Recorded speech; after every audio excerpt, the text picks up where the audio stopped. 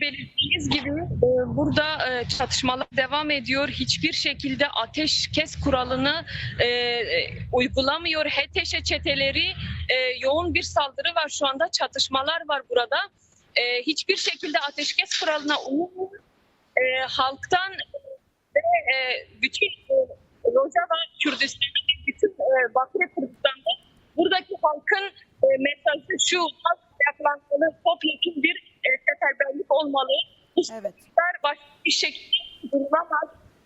Hiçbir şekilde ancak halkın desteğiyle bu saldırıların durdurulabileceğine inanıyorlar. Bu yüzden buradaki, yani şu anki genel durumda bunları aktarabilirim. Yani çatışmalar devam ediyor. Gunde Safo deniliyor. Buradan 3 köy uzakta bir köy, saldırılar orada çok sıcak ve şimdi de devam ediyor.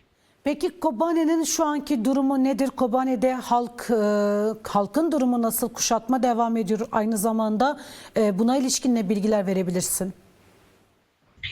Yani biz şu anda buradayız. Birçok yerde bağlantımız yok.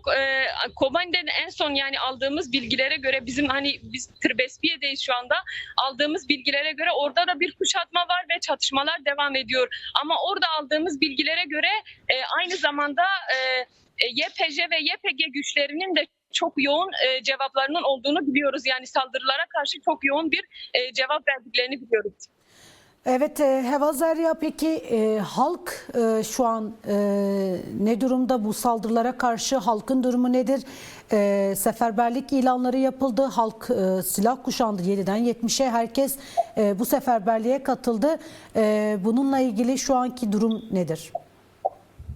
Sizin de belirttiğiniz gibi dün de belirttik, Kürt halkı, bütün Rojava halkı şunun bilincindedir. Bu saldırıların Kürt ve Arap savaşının, Arap milliyetçiliğinin daha çok ön plana çıkarılması ve ideolojik olarak bir saldırı olduğunun bütün halk bilincinde ve özellikle Kürt köyleri sonuna kadar bizimle, hepsi silahlanmış şekilde, hepsi kendi öz savunmalarını geliştirmek istiyorlar. Şunu da belirtmeliyim ki halk hiçbir şekilde savaştan yana değil ama üzerlerine gelen yoğun saldırılara cevap da vereceklerini belirtiyorlar.